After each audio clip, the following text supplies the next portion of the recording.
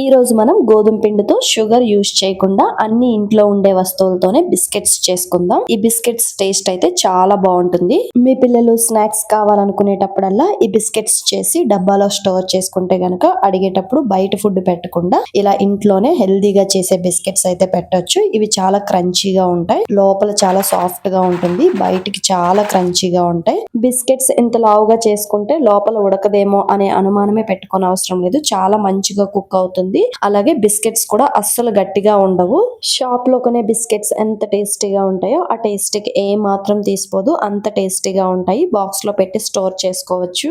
వీడియోని స్కిప్ చేయకుండా ఎండ్ వరకు చూడటానికి ట్రై చేయండి. ఒక కప్పు బెల్లం తీసుకోండి, దానిలోకి కాగిన పాలు తీసుకోండి, బెల్లం మునిగేంత వరకు పాలు తీసుకోండి. పాలు వేడికి బెల్లం అనేది చక్కగా కరుగుతుంది. పక్కన ఒక 15 మినిట్స్ పాటు అలా వదిలేయండి.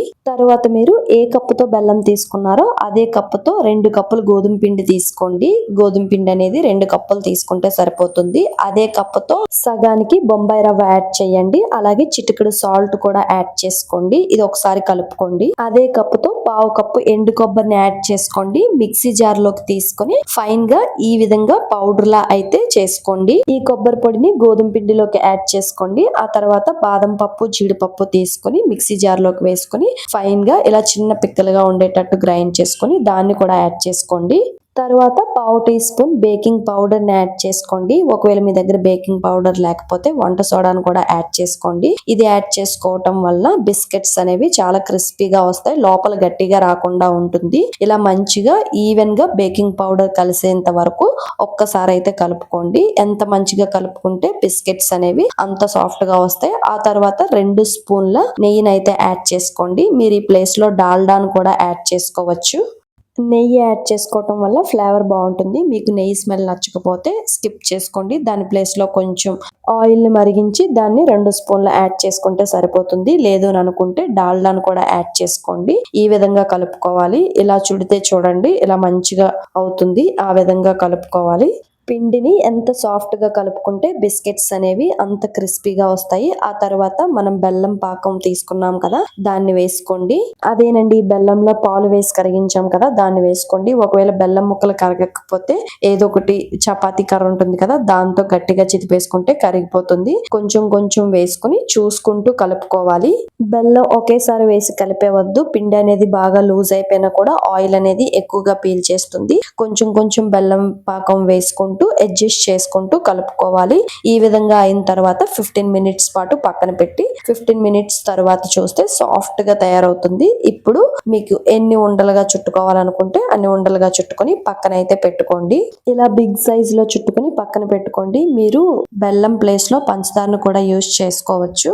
నాకైతే నేను తీసుకున్న క్వాంటిటీకి ఇలా 4 ఉండల కింద అయ్యాయి. 4 సేమ్ సైజ్ లో చుట్టుకున్నాను.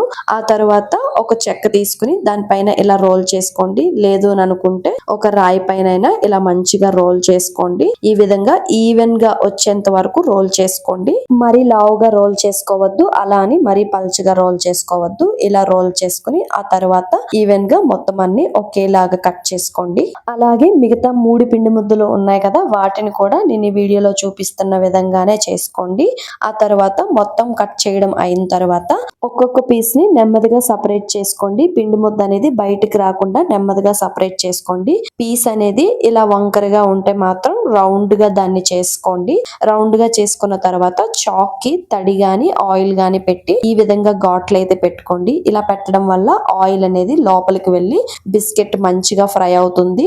బయట కూడా చాలా క్రిస్పీగా ఉంటుంది. ఘాట్లు అనేవి లోతుగా పెట్టేవద్దు, పైన జస్ట్ ఆంచి పెట్టండి చాలు. ఇప్పుడు కడాయిలో డీప్ ఫ్రై కి సరిపడా ఆయిల్ వేసుకోండి. ఆయిల్ అనేది బిస్కెట్స్ లావుగా ఉంటాయి కాబట్టి మీడియం గా కాలాలి. ఆయిల్ ఇలా మరిగిన తర్వాత ఒక్కొక్క బిస్కెట్ ని వేసుకోండి. ఫస్ట్ కొంచెం బిస్కెట్స్ వేసుకొని ఫ్రై చేసుకోండి. ఫస్ట్ లో లో ఫ్లేమ్ లో పెట్టి ఫ్రై చేసుకోండి. ఆల్మోస్ట్ ఫ్రై అయ్యే అన్న టైంలో హై ఫ్లేమ్ లో పెట్టి ఒక్కసారి ఇలా కలుపుకొని పక్కకైతే తీసేసుకోండి.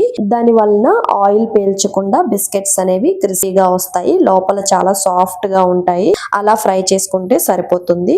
అలాగే మిగతా వాటిని కూడా ఫ్రై చేసుకొని ఒక ప్లేట్ లోకి తీసుకోండి. బాగా చల్లారిన తర్వాత తిని చూడండి, చాలా క్రిస్పీగా ఉంటాయి. వెంటనే తినేసి నాకు మెత్తగా వచ్చాయి అని అయితే కమెంట్ చేయొద్దు.